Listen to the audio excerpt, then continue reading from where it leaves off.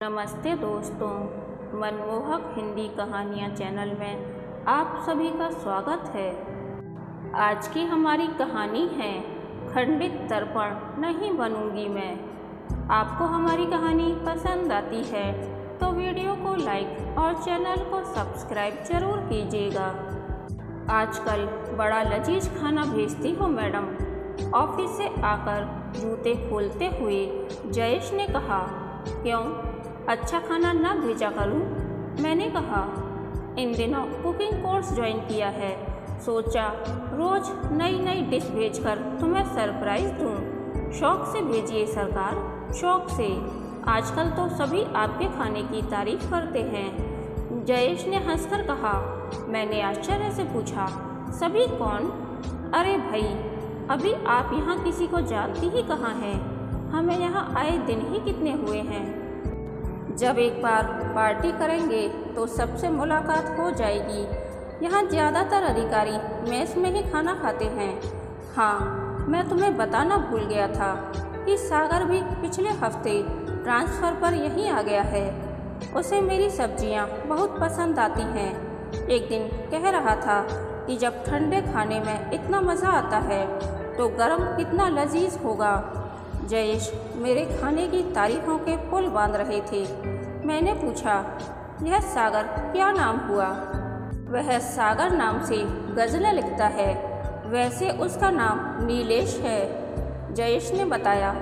अच्छा, कहकर मैं चुप हो गई, पर चाय के उबाल के साथ साथ मेरे विचारों में भी उबाल आ रहे थे। तुम्हें याद नहीं क्या मंजू, हमारी शादी में भी सागर आया था। याद है। अतीत की यादें आंधी की तरह दिल के दरवाजे में प्रवेश करने लगी थी। मुँह दिखाई की रस्म शुरू हो चुकी थी। घर के सभी बड़े ताऊ चाचा मामी मामा कोई भी उपहार या गहना लेकर आता और पास बैठी छोटी ननद मेरा घूंघट उठा देती। बड़ों को चरण स्पर्श और छोटों को प्रणाम में मैं हाथ जोड़ देती थी। इतना सब करने पर भी मेरी पलकें झुकी ही रहती। घूंघट की ओट से अब तक 20 अनजान चेहरे देख चुकी थी। अचानक स्टेज के पास नीलेश को देखा तो हैरत में पड़ गई। सोचा कोई दोस्त होगा, पर वह जब पास आया तो वही अंदाज, भाभी ऐसे नहीं चलेगा। आपको मुंह दिखाई के समय आंखें भी दिखानी होंगी, कहीं भैंगी वैंगी आंख वाली तो नहीं, कहकर किसी ने घूंघट उठाना चाहा तो आवाज़ सुनकर मेरा मन हुआ कि आंखें खोलकर पुकारने वाले को देख तो लूं, पर संकोचवश पलक झपक कर रह गए थे। अरे दुल्हन, दिखा दो अपनी आंखें, वरना तुम्हारा यह देवर मानने वाला नहीं। किसी बूढ़ी औरत का स्वर सुनकर मैंने आंखें खोल दी। ऐसा लगा जैसे शिराओं में खून जम सा गया हो। तो यह नीलेश और जयेश आपस में रिश्तेदार हैं। मन ही मन सोचती मैं कई वर्ष पीछे लौट गई थी। नीलेश और कोई नहीं, मेरे स्कूल के दिनों का सहपाठी था जो रिक्शे में मेरे साथ जाता था। सारे बच्चे मिलकर धमा चौकड़ी मचाते थे। इत्तेफाक से कॉलेज में भी वह साथ रहा और 2-3 बार हमारा पिकनिक भी साथ ही जाना हुआ था। पता नहीं क्यों नीलेश की आंखों की भाषा पढ़कर हमेशा ऐसा लगता था जैसे उसकी आंखें कुछ कहना सुनना चाहती हैं। तब कहाँ पता था कि एक दिन पापा मेरे रिश्ते के लिए उसी का दरवाज़ा खटखटाने पहुँचेंगे। नीलेश का बायोडेटा काफ़ी दिनों तक पापा की जेब में पड़ा रहा था। वह उस समय न्यूयॉर्क में कंप्यूटर इंजीनियर था। 2 महीने बाद भारत आने वाला था। घर वालों को फ़ोटो पसंद आ चुकी थी, बस जन्मपत्री मिलानी बाकी थी। हर संभव कोशिशों के बाद भी जन्मपत्री नहीं मिली थी।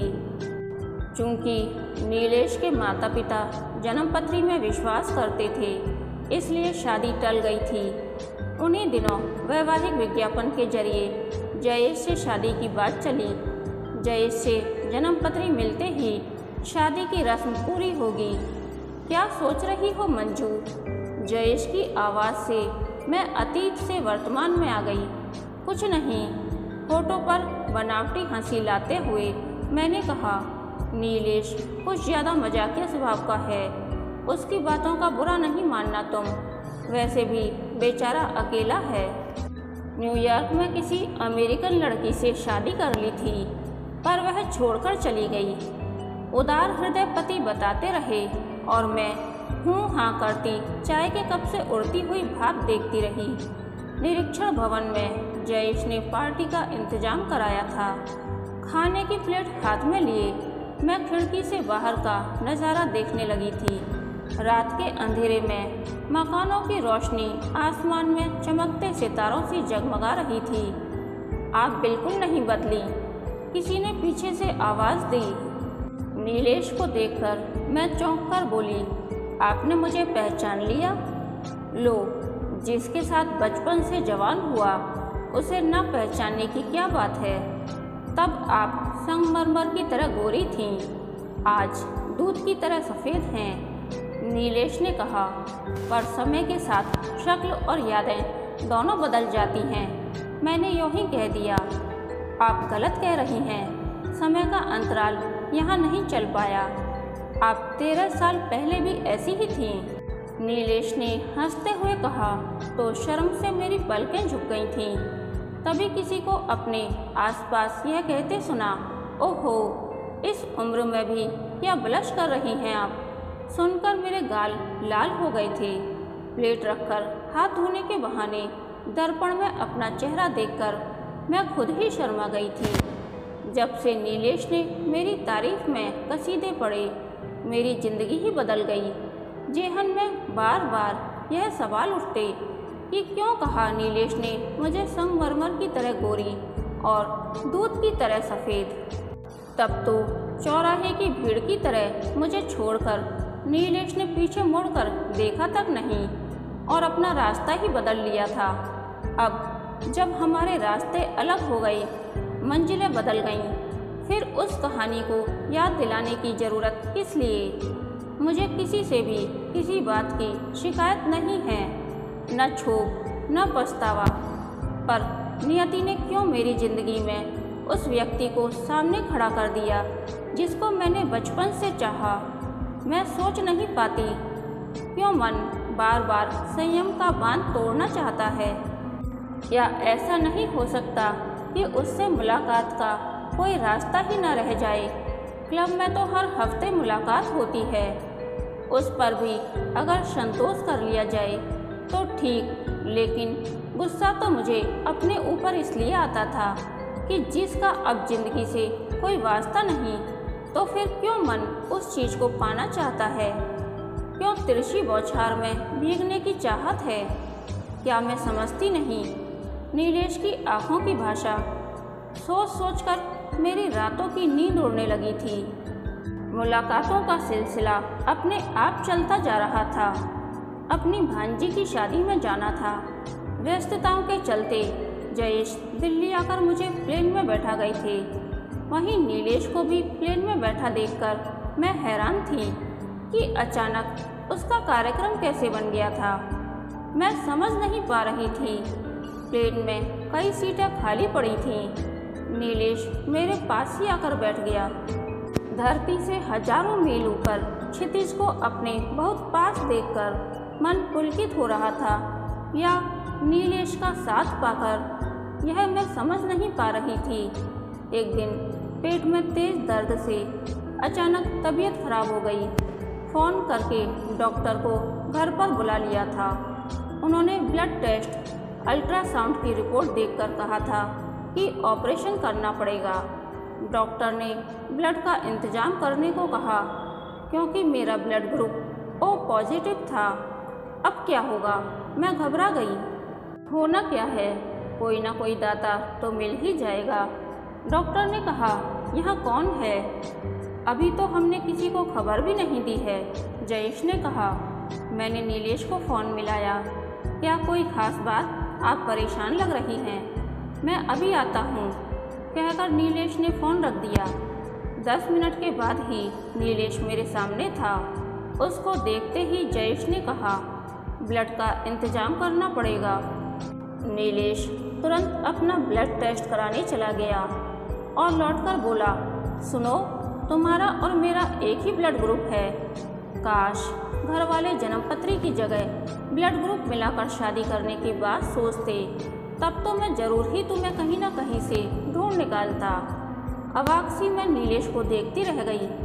शर्म से मेरे गाल लाल हो गए।